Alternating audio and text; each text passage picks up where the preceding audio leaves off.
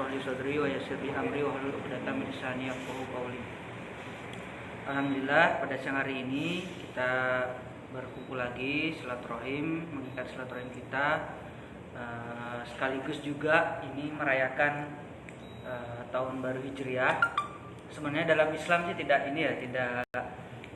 menjadi sebuah selebrasi yang kemudian megah gitu, karena berbeda dengan tahun Masehi atau tahun baru China gitu, kemudian dirayakan dengan cara megah gitu. Tapi dalam tahun baru Islam ini kita lebih banyak untuk merenung apa yang sudah kita lakukan selama setahun yang belakang dan apa yang akan kita lakukan selama setahun yang akan datang. Karena dalam Islam kalau kita sama dengan kemarin itu berarti kita merugi. Jadi kita harus ada progres, kita ada kemajuan yang akan kita lakukan di tahun-tahun yang akan mendatang. Salawat dan salam kita aturkan pada junjungan kita Nabi besar Muhammad SAW yang telah mengikat kita dalam tali silaturahim sebagai umat Islam di Taiwan ini. Yang pertama, selamat datang kepada anggota baru kita, Mas Muhammad Mustagfirin dari Magelang. Beliau studi master di jurusan telekomunikasi sama beliau seniornya. Enggak, saya Oh beda. Enggak ngakui. itu komunikasi itu. Langsung ngakui. Ngakui. Mas Mustagfirin mungkin bisa memperkenalkan diri dulu, Mas. Sudah makan siang semua ini? Belum. Oh, belum. Nanti. Baiklah ya. Enggak, kenalkan diri dulu, Mas. Assalamualaikum warahmatullahi wabarakatuh. Waalaikumsalam. Ya baiklah, seperti apa yang dikatakan Mas Adrian tadi, benar. Nama saya Muhammad Mustagfirin. Biasa kalau di rumah dipanggilnya Firin, tapi kalau di sini biar lebih memudahkan dipanggil Ferry, nggak apa-apa. Ferry. Ya pelogatan di level internasional biar lebih mudah gitu. Oh beda, kalau internasional namanya beda. Yang pelat sebenarnya. Lanjut. Ini tinggal satu aja disungkan kan. Eli. Tinggal satu aja disungkan. Semuanya sekarang. Asal domisili saya dari Kota Magelang, itu di Jawa Tengah kalau udah tahu. Dulu saya kuliah di Jogja di UGM, jurusannya Teknik Fisika. Saya lulus tahun 2017 dan sempat 2 tahun itu ya setengah menganggur gitu. Jadi asisten dosen, dan ini kebetulan ada kesempatan untuk melanjutkan beasiswa ke sini. Ya jadi adik angkatannya di jurusan International Program Telecommunication Engineering, dan saya baru datang dari Taiwan itu sejak hari Kamis. Berarti udah ini hari ketiga saya di sini. Udah 3 hari. Iya. Dihitung berarti hari. Nah, kurang lebih seperti itu yang bisa saya sampaikan kepada teman-teman semuanya, dan terima kasih juga telah menyambut saya dengan baik, dan semoga kehadiran saya di sini tidak mengganggu teman-teman semuanya. Dan Jogja Pak, itu ganggu Jogja emang kayak gitu, jangan diketawain. Terganggu. terima kasih atas sambutan. Wassalamualaikum warahmatullahi wabarakatuh. Waalaikumsalam warahmatullahi wabarakatuh. Baik, terima kasih Mas Ferry, panggilan internasionalnya Ferry. Jadi biasanya kami kalau di Jogja tuh ada kayak semacam unggah-ungguh gitu Pak. Jadi ketika orang baru datang itu saling memperkenalkan diri, jadi jangan diketawain gitu. Itu hanya sopan santun gitu. Sebenarnya nggak bermaksud ini. Beda provinsi, Pak. Beda kultur. Beda. Karena kalau dalam di budaya Jawa Tengah itu Jogja dan sekitarnya ada kayak kelonun gitu ketika memasuki sebuah komunitas, dan saya selaku moderator mengucapkan selamat datang kepada Mas Ferry di Muslim Student Association MSU. Mungkin saya perkenalkan secara singkat. Muslim Student Association ini didirikan tahun 2019 oleh udah lama ya? Udah 2018 ya. Sebenarnya founding fathernya itu yang pertama ini beliau presiden MSA, apa namanya? Manas. Mbak dianggap. Enggak ya sekarang kan? Ya. Ya Manas, tapi enggak, orangnya belum hadir dan tidak pernah hadir sih saja. Beliau presiden MSA Mas Muhammad Fajrin, S1-nya di Malaysia. Fajri. Aku bocor Ahmad. Dia WNI juga ya? Hah? WNI. Dia Malaysia tapi karena dideportasi itu jadi WNI, Mas. Enggak diakui di Malaysia. Terus ketua takmirnya udah nggak usah diperkenalkan lagi. Saya mau di Mas berkali. Ini marbot. Ini markotnya. Saya yang tidur di musola. Ini Umas. Ini Umas. Sajanya ini aja sih orangnya, Mas, nggak ada yang lain lagi. Tapi harus diperkenalkan. Yang ini mungkin senior di. Senior. Ya mungkin masih muda saya. Ya baru ya. Umur 26. Soalnya jurusannya kan sama ya, bukan ya? Beda. Beda. Jurusan. Beda jurusan. Beda. Meskipun setelah makan tetap beda. Ya mungkin itu perkenalan singkat dari kami. Selamat datang sekali lagi terima kasih ulun-ulunnya di komunitas ini. Semoga kita semua tetap menjaga silaturahim ini, tidak hanya di Taiwan saja, nanti ketika kita pulang ke kampung kita masing-masing ke Indonesia, kita tetap menjaga silaturahim ini. Amin ya rabbal alamin. Selanjutnya acara yang paling utama yaitu kajian tausiah dari Hadratus Syekh Al-Mukarram Kiai calon haji, tahunnya kapan tapi Pak Tresno Santoso, dengan tema, kalau di bahasa Indonesia kan itu temanya seruling sakti, Tiupan seruling Tiupan seruling jagat raya. Jadi judulnya aja udah bikin merinding ya. Nomor yang keluar nih besok berapa ya? Monggo, waktu dan tempat saya persilakan. Assalamualaikum warahmatullahi wabarakatuh. Waalaikumsalam. Terima kasih saya ucapkan kepada teman-teman yang alhamdulillah pada siang hari ini bisa berkumpul bersama dalam keadaan sehat walafiat. Tidak lupa kita juga mengucapkan alhamdulillah. Semoga sholawat dan salam senantiasa tercurah kepada baginda Muhammad SAW. Sebelumnya kami memohon keikhlasan kepada teman-teman untuk menghadiahkan Al-Fatihah kepada junjungan kita Nabi besar Muhammad SAW. Ila qadar Nabi Mustafa Muhammadin sallallahu alaihi wasallam.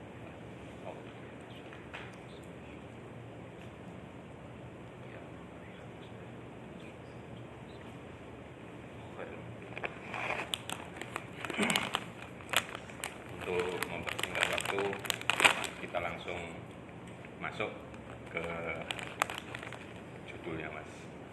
Tiupan seruling jagat raya.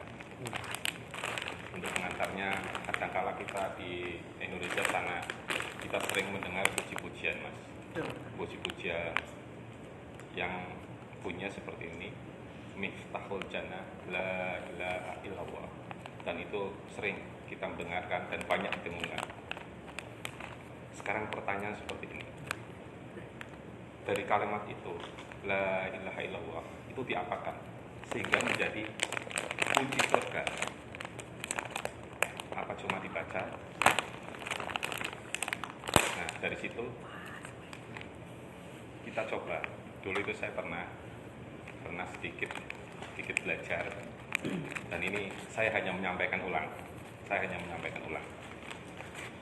Jadi intinya pada dasarnya la ilaha illallah yang pertama itu mengesahkan Allah.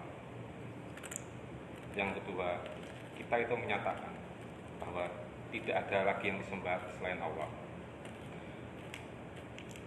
Dan ini yang termasuk kuncinya. Semuanya tidak ada selain Allah, termasuk kita. Jadi selain Allah, semuanya tidak ada. Nah, kuncinya ada pada memfanakan. Jadi termasuk pulau, dengan semuanya itu sebenarnya tidak ada. Jadi pada dasarnya intinya kita itu fana. Nah, dari situ, nah kita masuk, Mas. Ada hadis Nabi yang bunyinya bismillahirrahmanirrahim. Tahallaku bi akhlaqillah. Artinya kurang lebih arti secara tertulis, berakhlaklah dengan akhlak Allah. Ini pengertian berdasarkan bahasa. berakhlaklah dengan akhlak Allah. Nah, pertanyaan seperti ini. Apabila kita berakhlak Allah, itu pada umumnya beberapa ulama mengartikan kita harus meniru sifat Allah. Padahal kalau kita kembalikan lagi ke awalnya, kita itu fana. Dan untuk mengesahkan Allah, itu berarti kita tidak boleh menyamai Allah. Apalagi kita akan bersifat seperti sifat-sifat Allah. Kita akan berakhlak seperti akhlak-akhlak Allah. Berarti di situ kalau kita artikan secara kalimat, secara bahasa, kita dituntut untuk menyamakan dengan sifat-sifat Allah. Padahal kalau kita kembali, jangan pernah menyekutukan Allah dengan apapun, termasuk dengan diri kita sendiri. Kita kembali. Nah, terus maksudnya seperti apa? Kalau misal kita artikan seperti sesuai dengan kalimat, itu bertentangan dengan hakikat kita sebagai hamba. Jadi untuk mempermudah, nah ini Mas, di sini baru ada serulingnya. Kita umpamakan. Untuk hal seperti ini banyak ulama, banyak guru-guru selalu menggunakan perumpamaan. Seumpama, ibaratnya ini seumpama Mas ya, misal Allah itu meniup seruling. Kita yang ada di Jagat Raya, hendaknya kita mengikuti iramanya. Kita ikuti saja iramanya. Seruling itu seperti apa nadanya, musiknya seperti apa, bunyinya seperti apa. Bukan malah kita ikutan main seruling sendiri. Saya membuat seruling sendiri, niup sendiri, Mas Ardian niup seruling sendiri. Analoginya seperti itu. Maksudnya seperti apa? Maksudnya seperti ini. Kalau kita umpamakan sifat-sifat Allah, salah satunya yang di Asmaul Husna, Ar-Rahman. Allah itu maha, Allah itu maha pengasih.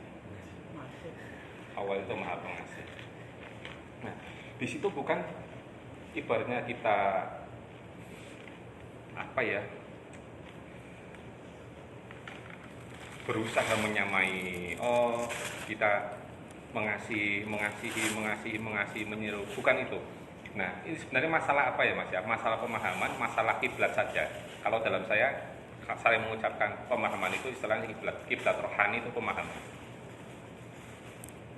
Kiblat rohani itu pemahaman. Nah, di situ diharapkan dengan sifat Ar-Rahman itu melunturkan sifat-sifat ibaratnya ya orang itu kejam. Sifat dari kejaman kita itu luntur karena sifat Ar-Rahman Allah. Jadi sifat itu melunturkan, menghanguskan sifat-sifat kita yang katakan kejam, lawan dari Ar-Rahman.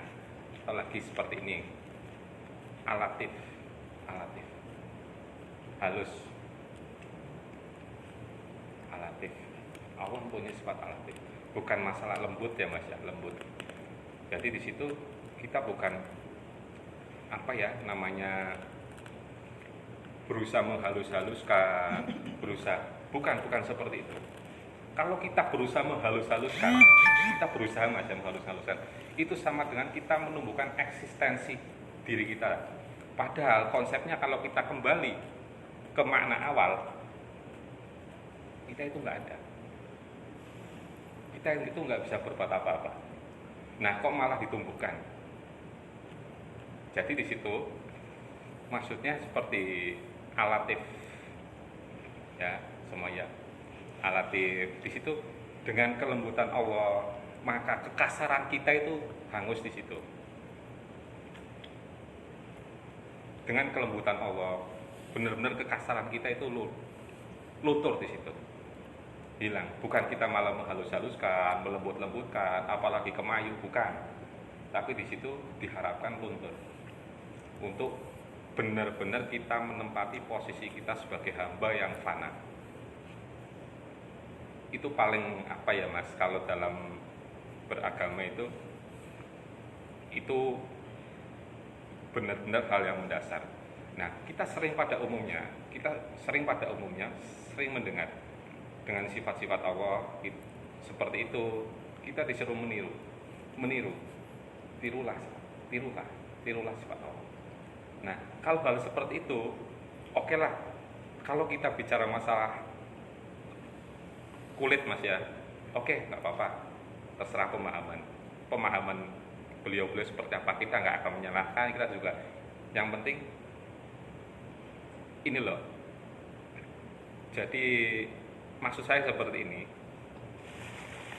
segala sesuatu itu ada ruhnya, bukan hanya bersifat fisik, tapi segala sesuatu itu ada ruhnya. Nah, maksud dari hadis tersebut adalah kiranya tidak tepat bila kita malah membuat miniatur seruling Tuhan, Mas. Lalu kita ikut-ikutan main tiup sesukanya. Kalau kita seperti itu, kita akan terlempar ke lembah eksistensialisme, dan tanpa kita sadari, kita sama dengan menandingi Tuhan, menyamai Tuhan. Kalau sudah seperti itu, artinya kita sendirilah yang telah menjadi penghalang bagi hubungan kita dengan Allah. Karena keakuan, di sini saya sebut kata keakuan. Nah, itu yang sebenarnya akunya itu kita hilangkan. Karena apa? Aku itu yang akan menjadikan hijab hubungan kita dengan Allah. Jadi pada saat kita berdoa, ya udah, kita memang nggak ada. Benar-benar kita itu merasa bahwa kita itu fana, kita nggak ada. Nah, selanjutnya, seperti pandangan umum, kita sering mendengar pemahaman pada umumnya tentang hadis berakhlaklah dengan akhlak Allah. Dalam memanai, kita itu harus meniru sifat Allah. Kita mengidentikan dengan asma-asma Allah, dan itu banyak kita baca dan kita dengar dari beberapa pandangan pemikir Islam dan filsuf Muslim pada umumnya. Sejatinya, ketika kita menyelami asma Allah yang maha lembut, bukannya kita berlembut-lembut diri, apalagi ya tadi saya katakan lah ya, kalau bahasa saya itu kemayu ya Mas. Tetapi kelembutan Allah itu yang menghanguskan seluruh kekasaran kita, sehingga kekasaran kita sirna di sana, dan sadar sepenuhnya kita hanya seorang hamba yang fana, bukan hamba yang mengaku-aku bisa lembut, bisa ini, bisa itu, pinter begini, pinter begitu, dengan alasan meniru sifat-sifat Allah. Maka dari itu, ketika kita mendengar istilah yang disebutkan Allah yang maha kuasa, maka dalam diri kita harus bersih dari apapun yang disebut kekuasaan.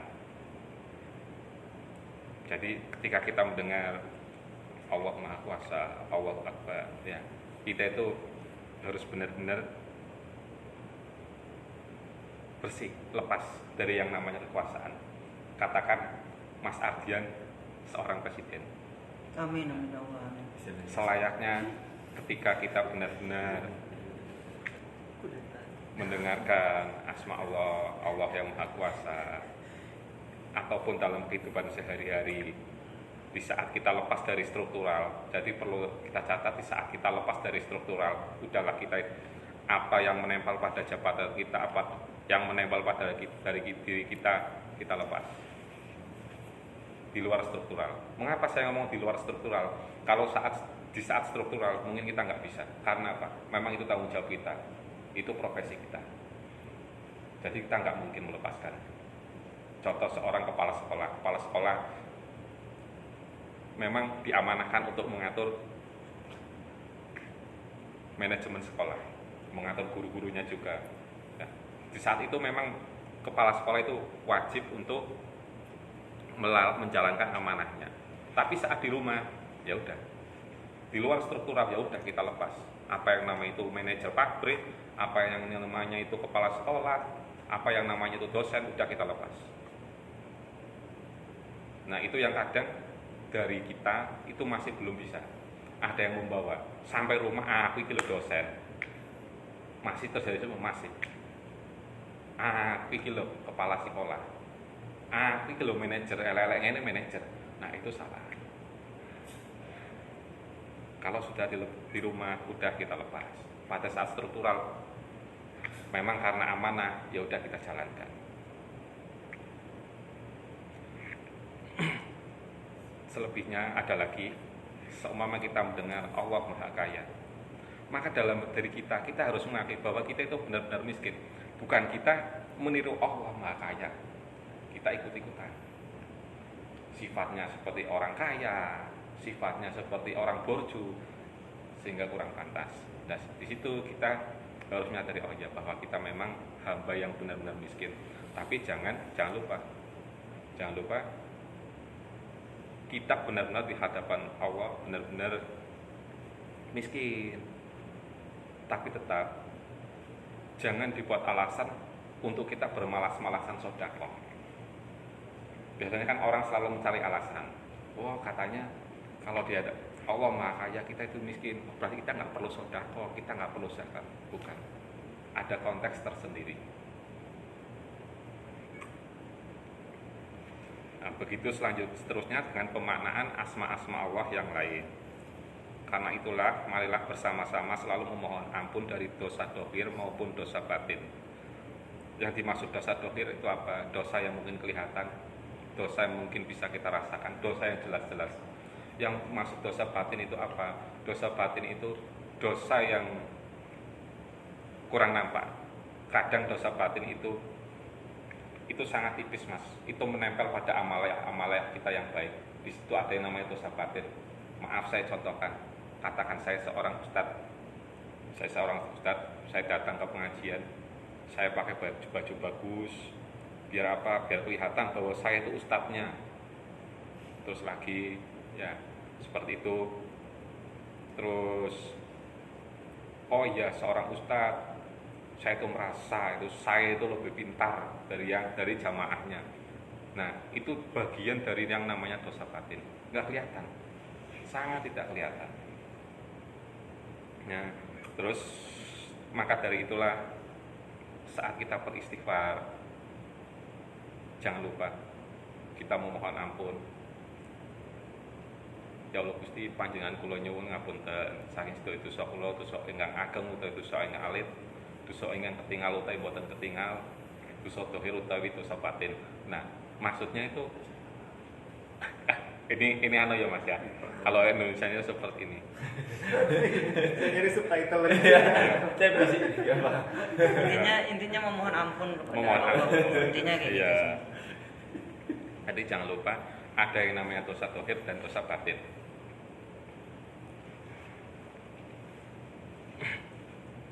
Nah, jadi sering-seringlah kita memohon agar kita tidak terjebur dalam tipu daya akal, Mas. Akal dan pikiran kita. Soalnya apa? Ada kalanya namanya akal dan pikiran itu sering dikipasi setan, itu sering, Mas. Ada saja. Sering kali dikipasi setan. Nah, kembali lagi ke seruling. Intinya, ketika seruling ditiup, marilah kita hayati lagu dan musik itu. Jangan dilihat siapa yang bernyanyi, jangan pula melihat bagaimana syair dalam lagu itu didengarkan. Musik itu jadikanlah sebagai bunyi, dan simaklah syair sebagai kata-kata saja. Selebihnya, nyanyikan asma-asma ilahi dalam konser ruhani di hati kita sendiri. Sebab di hati kita juga ada suara tiupan nada seruling. Di jiwa kita juga ada kemerduan nada. Di kolbu kita ada kamar yang penuh dengan irama. Di bilik kita banyak nada-nada. Marilah kita bunyikan bersama dalam zikir yang sesungguhnya. A'udzubillahi minasyaitonir rajim. Bismillahirrahmanirrahim. Wa nahnu aqrabu ilaihi min hablil warid. Dan kami lebih dekat dari urat leher manusia. Teman-teman pernah mendengar Ayat itu insya Allah ada pada surat Al-Qaf ayat 16. Nah, di situ disebutkan bahwa Allah lebih dekat dari urat leher manusia. Itu sebenarnya kan juga maknawi, bukan makna sebenarnya. Jadi pada makna sebenarnya Allah itu lebih, kalau Jawa Mas ya, utawi dat Allah iku liper maring ingsun katimbang pangrungu ingsun, paningal ingsun, pangumbu ingsun, pangucap ingsun, pangrasa ingsun, obah ingsun, meneng ingsun. Ibaratnya seperti itu. Itu kalau bahasa Indonesia saya itu agak susah. Allah itu ada di dalam diri kita. Nah, ibaratnya seperti itu. Nah, jadi terus kumandangkan pikir dalam diri kita dikumandangkan pikir. Nah, dari situ apa ya Mas? Jangan pernah lepas dari pikir. Benar-benar jangan pernah lepas dari pikir. Kadang kita mendengar Mas, seperti musik-musik ya Mas ya, musik-musik yang namanya musik-musik ya religi ya. Nah, di situ ini menurut saya Mas ya, menurut saya. Jadi Dangdut religi. sering kita mendengar Mas, seniman-seniman yang berpenampilan Islami, tetapi hatinya tidak pernah bernyanyi dalam tarian bidadari dan bunyi-bunyi tasbih. Jadi cuma lisannya saja, kita hanya melihat gambarnya saja Mas. Gambarnya saja orang bertahlil, gambarnya saja orang berpikir, tapi pada hakikatnya hatinya tidak berpikir pada Allah. Kiranya cukup sekian. Assalamualaikum warahmatullahi wabarakatuh. Waalaikumsalam warahmatullahi wabarakatuh. Terima kasih Ustaz Dr. Syekh Pak Sno atas share-nya siang hari ini. Sungguh sangat menarik sekali, karena bagaimana analogi dari seruling tadi itu, seruling universal tadi itu bisa mengajarkan kita untuk tetap humble, untuk tetap rendah hati, bahwa kita di hadapan Allah itu kita tidak ada apa-apanya, kita hanya salah satu dari jutaan umat manusia yang ada di dunia, yang mungkin seringkali kita sering jumawa atau kita melupakan keesaan Tuhan, yang kemudian mengakibatkan kita lupa bahwa kita harus tetap humble atau rendah hati dalam menjalankan setiap kehidupan kita sehari-hari. Ini juga sekaligus pesan buat saya pribadi, dan insya Allah juga bermanfaat bagi teman-teman MSI lainnya, bahwa di tahun yang baru ini, tahun baru Hijriah ini, 1 Muharram 1441 Hijriah, kita tetap rendah hati, kita tetap humble untuk tidak lupa tentang keesaan Allah Subhanahu wa taala. Itu menarik sekali ya. Dan saya pikir mungkin Pak Presiden MSA, dilihat dari kerutan wajahnya, ada yang disampaikan mungkin, atau ada mungkin perspektif lain tentang bagaimana memahami keesaan dan kerendahan hati sebagai, karena tadi beliau nilainya saya presidennya gitu. Oh kalau presiden Indonesia. Tadi Amin kan urusan dulu. Indonesia loh. Jadi saya langsung minta komentar dari presidennya yang asli gitu. Monggo silakan. Itu saya teringat, kalau pembahasannya saya teringat sama kitab tasawuf. Karena pada dasarnya kan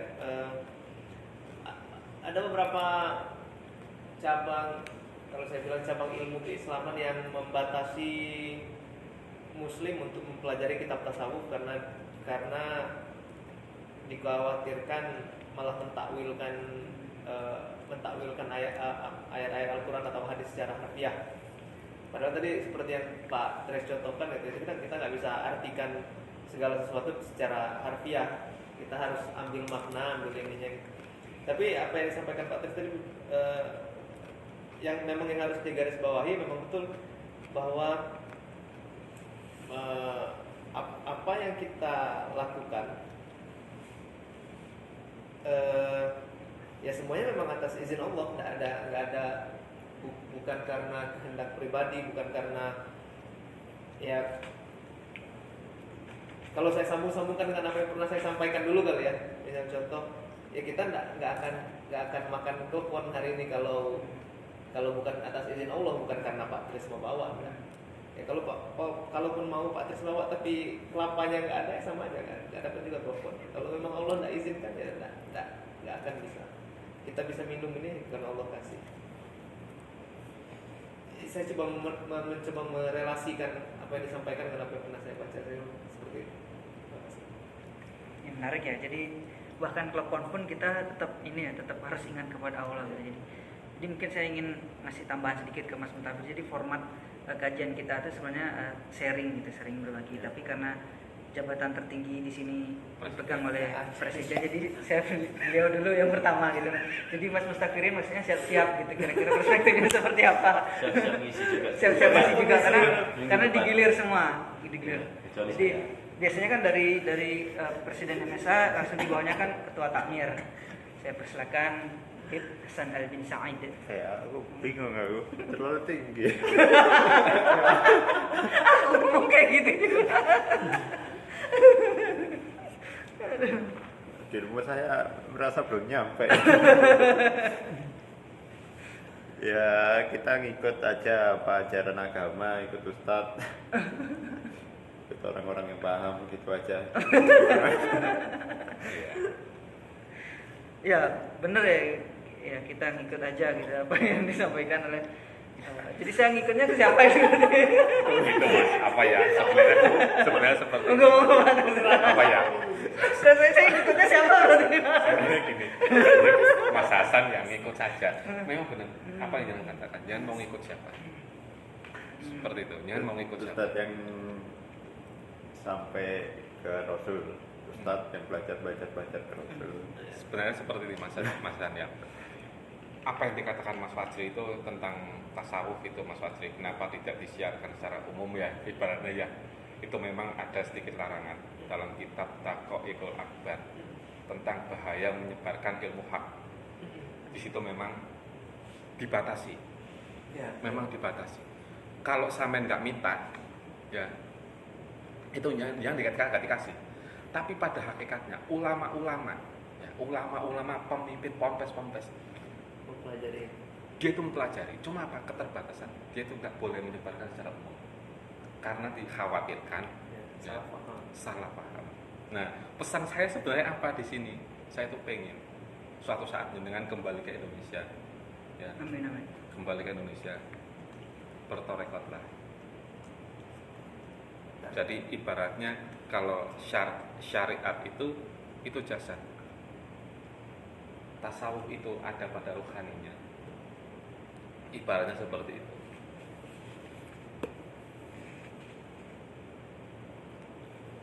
Itu sekilas, monggo dilanjut.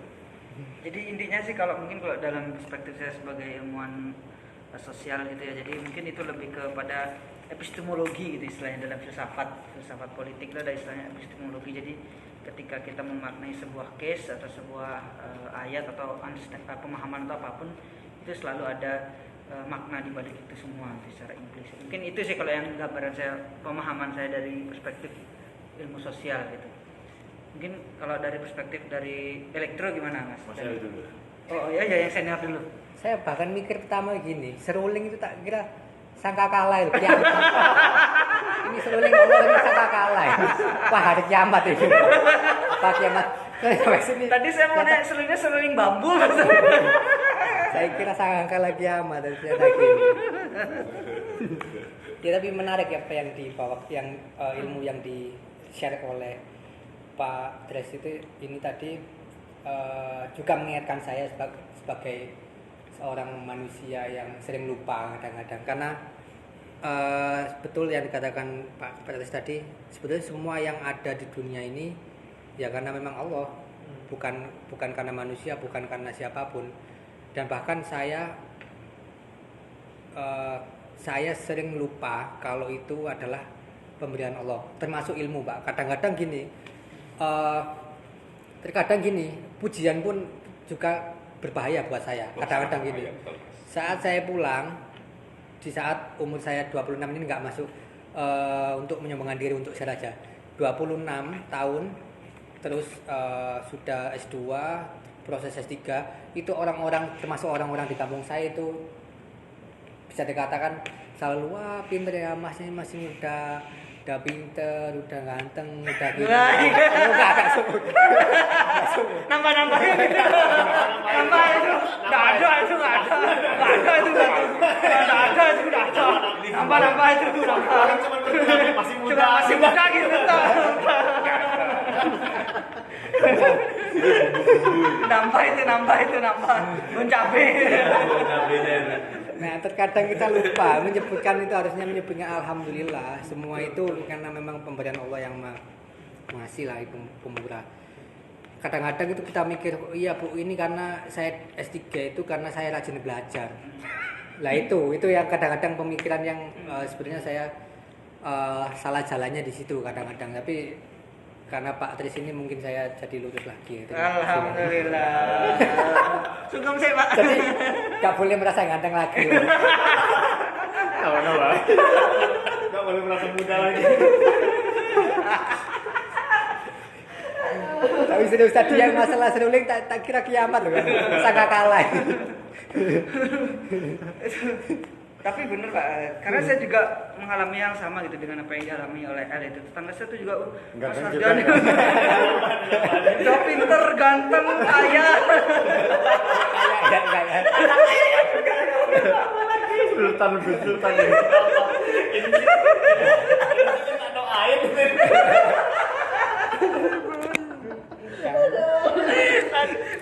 Tetangganya sama.